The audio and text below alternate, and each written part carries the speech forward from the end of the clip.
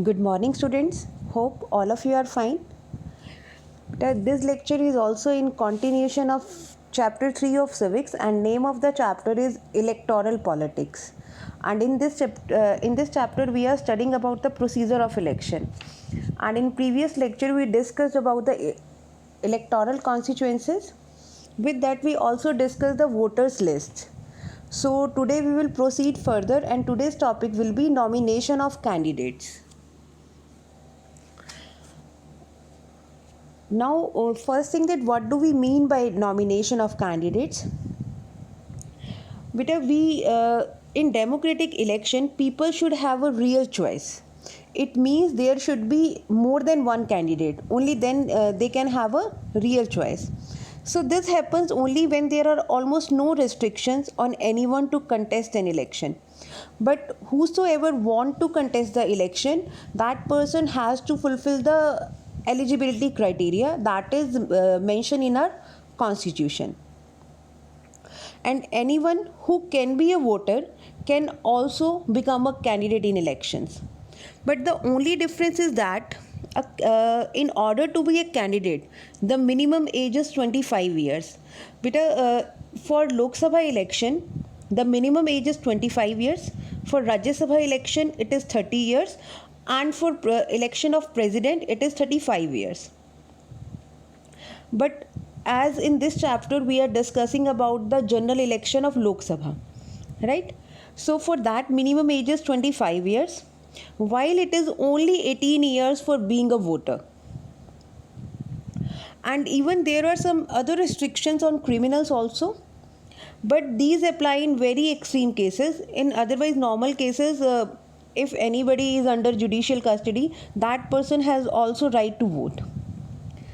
And even political parties, they nominate their candidates who get the party symbol and support. Like you must have seen during election that somebody is just candidate of Congress or BJP. They are known as the party candidates because they got the party symbol and support.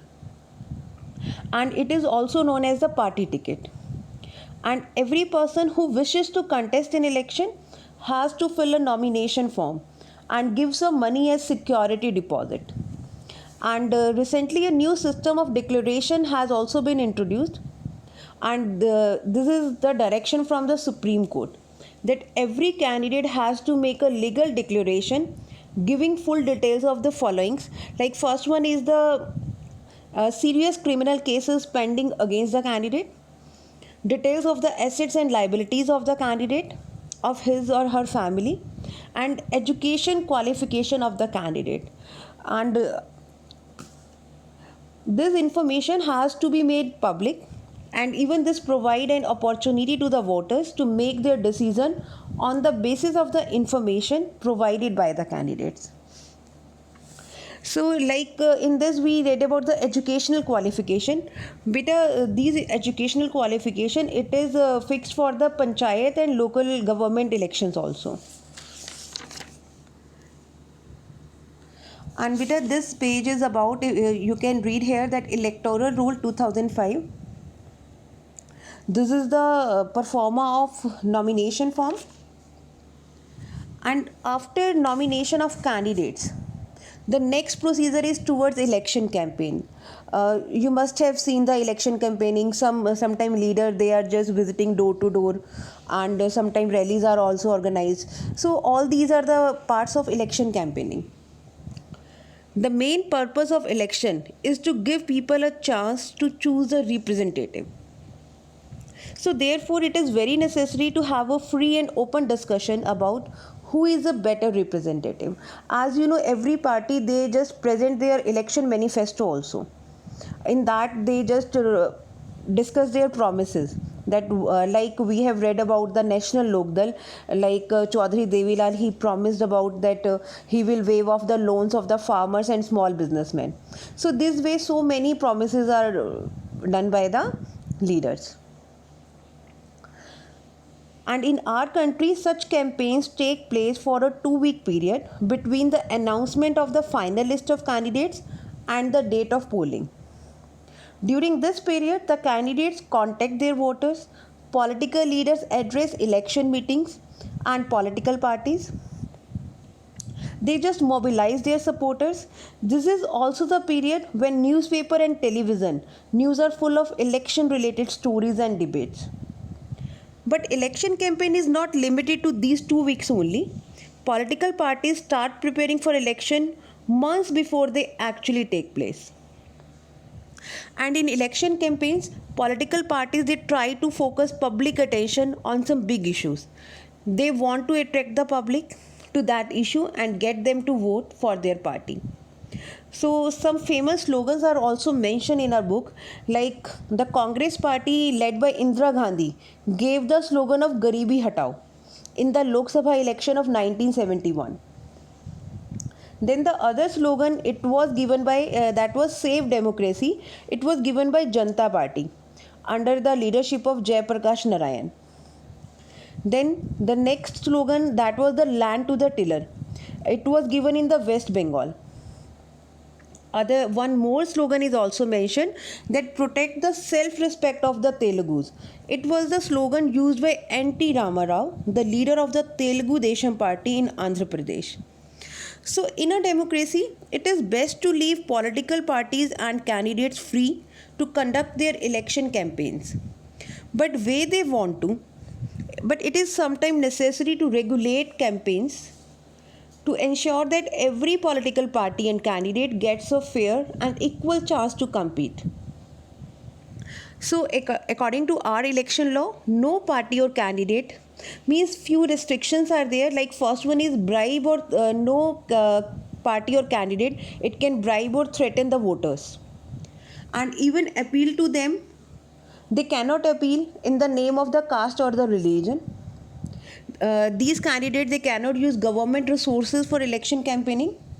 They cannot spend more than rupees 25 lakh in a constituency for a Lok Sabha election and rupees 10 lakh in a constituency in an assembly election. And if they do so, their election can be rejected by the court even after they have been declared elected. And even in addition to the laws, all the political parties in our country, they have agreed to a model code of conduct for election campaigning. So in this model code of conduct, some features are given, like first one is given, they cannot use any place of worship for election propaganda. They cannot use government vehicles, aircraft and official for elections. And once elections are announced, ministers shall not lay foundation stone of any project, or they can take any major policy decision or make any promises of providing public facilities. So these are the code of conduct. And this was the topic about the election campaigning. Now after election campaigning, as we have read that there is a 2-week period between the announcement of the final list and the date of polling. It means the next topic is the polling and counting of votes. The final stage of an election is the day when the voters cast or poll their vote. That day is usually called the election day, and every person whose name is in the voter list can go to a nearby polling booth and he or she can vote. And once the voter goes inside the booth, the election officials identify her, put a mark on her finger and allow her to cast her vote. And even agents of each candidate is allowed to sit inside the polling booth to ensure that the voting takes place in a fair way. Earlier, the voters used to indicate who they wanted to vote for by putting a stamp on the ballot paper. But at present, electronic voting machines are used. In short, we call it EVM also. This machine shows the names of the candidates and the party symbols. And independent candidates too have their own symbols allotted by election officials. All the voter has to do is to press the button against the name of the candidate she wants to give her vote. And once the polling is over, all the EVMs are sealed and taken to a secure place. A few days later, on the fixed day, whatever is fixed by the election commission, all the EVMs from the constituencies are open and the votes secured by each candidate are counted. And even at that time, during that counting of votes, the agents of all candidates, they are present there to ensure that the counting is done properly. The candidate who secured the highest number of votes from a constituency is declared elected in general election. As you know, whosoever is securing highest number of votes, that person will be elected or he will be declared as a winner, and this is known as the simple majority. But after that, when counting of votes in all the constituencies takes place, after that the head of the party or whosoever political party that secure more than 50% of seats, so leader of that political party is invited by the president to form the government. So this way, after counting of votes, the winner is declared as well as the government is also formed. So till now, beta, in this chapter we have discussed about the process of election, and this is very important for the evaluation purpose also. Hope all of you have understood the topic. Thank you and have a nice day.